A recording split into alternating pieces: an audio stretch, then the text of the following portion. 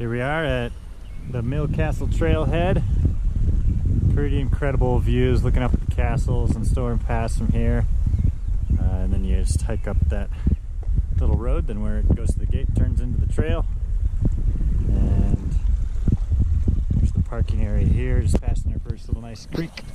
And about 1.3 miles in, really opening up into more meadows here.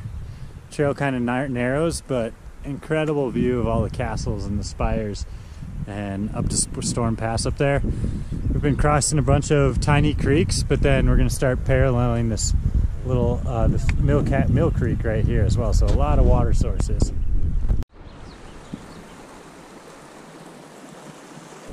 There's a decent sized print.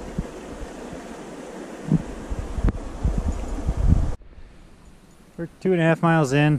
Trail started getting a little steeper. Opens up every once in a while. Again, you're still just right in the shadow of these. We're at 4.6 miles here up from Mill Castle trail head, and there's a really nice big campsite. Unfortunately, it's occupied right now, but I want to give you a look just with one tent. But great spot for the entire group. And you're right close to all these streams and such over here. We're about a mile down from Storm Pass coming up from Mill Castle trailhead, and there's another really great flat spot here right next to another creek, and then also all of this before heading up to Storm Creek. There's a lot of good just dispersed camping flat spots that you can scatter out. Alright, I just climbed up, so Mill Castle trailhead is down that valley. Camped one night up there and then made it to the ridge, and then we just hiked up to this peak here, which is just over a half a mile. It's not West Elk Peak though. West Elk Peak is that one right there, which could be a fun little side trip. And yeah, really spectacular views of the surrounding mountains. I think Paonia would be right over there.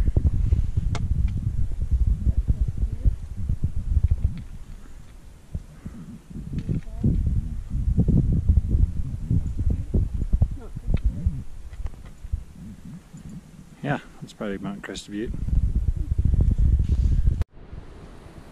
We've been coming downhill for a couple hours. It's been a pretty good knee banger. Fairly steep. Not many great places to camp until about here, and then you'll see it on the map where it starts to flatten out, and there's a ton of great spots right next to the river. Or you can keep continuing on another couple miles to the lakes.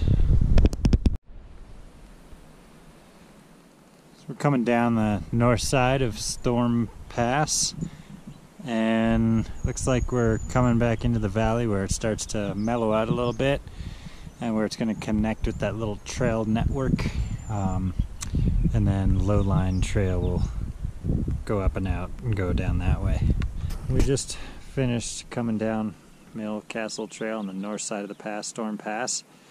So way up in there, a lot of big switchbacks coming down. It's pretty steep in some places, but the last mile and a half has been fairly mellow. But for that last mile and a half, we actually departed from the creek, so there hasn't been much water until now. A lot of great, nice, flat meadows in here. You can camp all over the place. And then this place has a great pond that's nice and clear, and a lot of good spots for camping.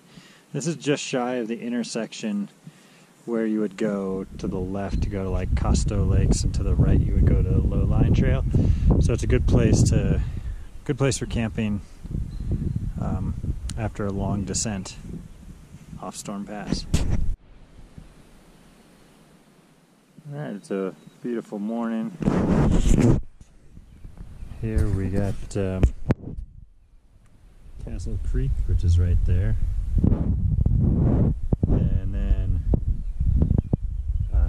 Pass Creek Trail connects here. So from this whole intersection direction. It's going to be 2.9 miles up over the ridge there. You can just barely see the peaks that are shrouded in a little bit of mist there. But that's going to connect with Swampy Pass Trail and the trailhead of the highway. So you're coming in a little past Creek Trail, connecting here at Castle Creek, and coming up this trail. You have Costo Lake, which goes just up there. It's just more of a dead end at a lake. And up here, you want to connect going the left trail. That's going to be Mill Castle. It's going to connect to Mill Castle via the Lowline Trail. So stay left. We're walking on Lowline Trail, heading south in the direction of Mill Castle Trailhead. So up over that ridge there. And it's a really nice meadow walking over rolling hills and through groves of trees, passing little creeks here and there. And then off to our right is where you come out of Storm Pass. It's right up there.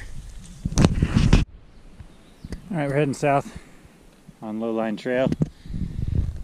Gonna head up and over to get to Mill Castle Trailhead. And the trail of some places gets a little hard to follow. It's there because you can see where it picks up later on. But yeah, there's this trail marker here.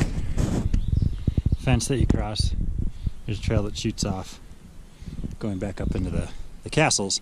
That's just a connector trail, so don't take that one. Just keep on coming straight from that gate.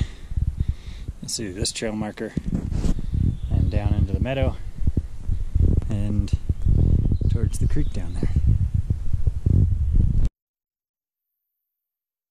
Trail right at the foot of the castles. Got Storm Pass right up there. Got this beautiful little river. Great place to camp for a big group right there. Right next to the creek.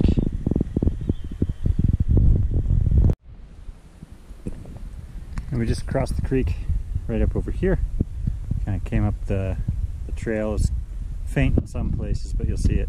And you also see the trail does diverge. So we're coming this way. So you're going to want to stay to the right trail. And it goes up over the larger hill. If you take the one that kind of parallels the creek back down, that's just going to go back over and cross the creek and find a road, so don't go that way. Stay to the right. Alright, here's the ditch that you see on the map. It's not actually flowing right now. Not sure if it will, but that's what it looks like. And then you got the anthracites right in the background. There's the castles there.